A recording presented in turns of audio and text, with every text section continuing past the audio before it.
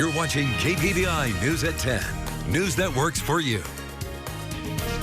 Well, much of that cloud cover has moved on, as you can see, moving out of the Snake River Valley, and that's being pushed right now towards Cody, Wyoming, leaving us with some pretty clear conditions overnight, so it might be great viewing if you want to check out the almost a full moon, July's first full moon. Actually, that'll take place tomorrow. They call it the thunder moon.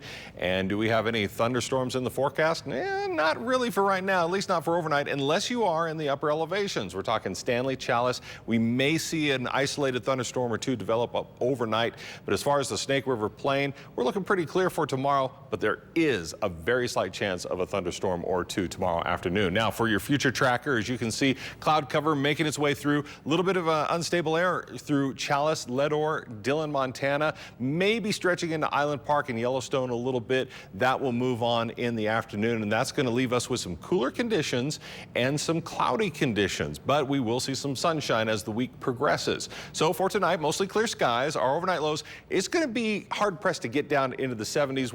Or into the 50s. We're maybe going to get low 60s for those overnight lows because the atmosphere is just not cooling off as fast as it normally does. So for the highlands in western Wyoming, some clouds moving through. As we mentioned, through the upper elevations, slight chance of a thunderstorm developing overnight, a very slight chance. Island Park 51 for a low tonight. Jackson 48, Yellowstone 43 for that overnight low. Through the central mountains, partly cloudy skies. Once those rain showers move off, Chalice a low of 55, Salmon 56, Leadore 50, Stanley 43 for that overnight low. And now as we take a look at Tuesday, well, looking okay. It's a little bit cooler than what we had today. Cloudy conditions. We're going to be below normal for our temperatures, below that average for where we should be for this time of year. Salmon a high tomorrow 79, Chalice at 80, Mackay 77, Arco you're going to be 80 for the high tomorrow. Partly cloudy skies expected through parts of Island Park, Driggs, Jackson.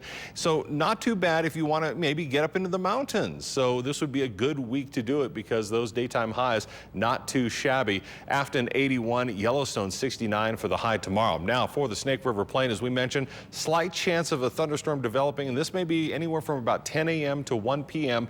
with partly cloudy skies. Highs, as we mentioned, a little bit cooler tomorrow. Low to mid 80s for parts of Rexburg, St. Anthony, Upper Valley, Idaho Falls. Mid 80s for Pocatello, Blackfoot, and American Falls. Now as we take a look at your Southeast Idaho Chevy dealers 7-day forecast, yeah, a little bit of a cooling trend for Tuesday and Wednesday. Then things kind of stabilize, and then we're going to get those summertime hot conditions. Will be a little bit above average for this time of year by the time the weekend gets here, but looking for some sunshine.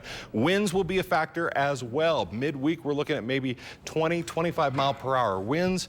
Daytime highs expected to be in the 80s for Idaho Falls, lows in the 50s. Rexburg, windy conditions taking us through midweek, and then things will start to settle down. We'll begin to heat up back into the 90s by Sunday and early next week. Teton area looking for some breezy conditions down into the 70s by Wednesday, back into the 80s for Thursday and the rest of the week. And then for Chalice area, Chalice, Mackay, and Salmon, we're looking for breezy conditions. But yeah, okay, we're going to have some sunshine and highs in the 80s.